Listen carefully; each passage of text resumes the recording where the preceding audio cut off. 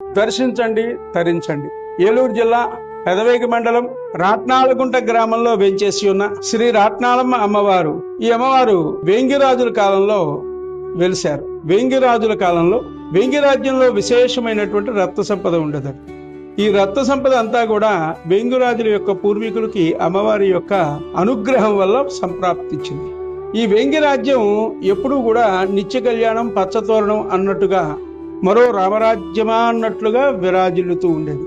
ఈ పరిస్థితిని చూసి చుట్టుపక్కల రాజ్యాల వారి కన్ను కుట్టింది. వేంగి రాజ్యంలో ఏమి ఉన్నదా అని కొంతమంది వేగులను పంపించి విషయం తెలుసుకోమని చెప్పారు. ఆ వేగులు వేంగి రాజ్యంలో ప్రవేశించి రాజ్యమంతా తిరిగి వేంగిరాజుల ఖజానాలో ఉండేటువంటి రత్న సంపద దీనికి ప్రధాన కారణం అని చెప్పి, ఆ రత్న సంపదను తస్కరించితే మన రాజ్యాలు కూడా సుభిక్షంగా ఉంటాయని చెప్పి రాజులకు తెలియజేశారు. కొంతమంది చోరులను పంపించారు ఆ రాజులు.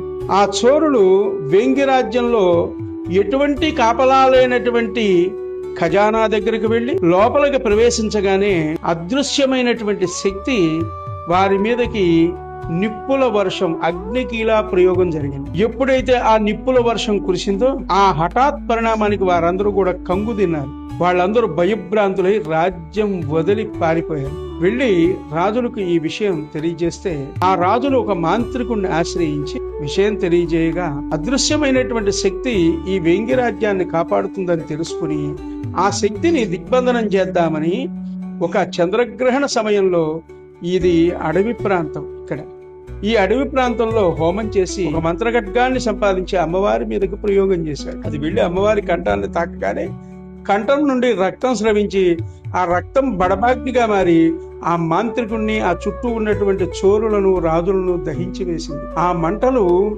ఈ అడవి ప్రాంతం అంతా కూడా విస్తరించి రాజ్యం కూడా తగలపడిపోయే పరిస్థితికి వచ్చింది. విషయం తెలియనటువంటి మహారాజు జరిగిన పరిణామానికి కారణం కనుక్కోమని అక్కడ ఉన్నటువంటి ఆస్థాన పండితులందరికీ కూడా తెలియజేశారు. ఆ రోజు ఆస్థాన పండితులందరూ కూడా దివ్య దృష్టితో విషయం గ్రహించి, మహారాజా, మన సామ్రాజ్య అధిదేవతను ఎవరో కట్టడి చేశారు, అందులో విఫలమయ్యారు. ఆవిడ ఆగ్రహానికి వారందరూ గురయ్యి ఈ బడబాగ్నిని సృష్టించింది ఆ తల్లి, వారందరినీ కూడా దహించి వేసింది.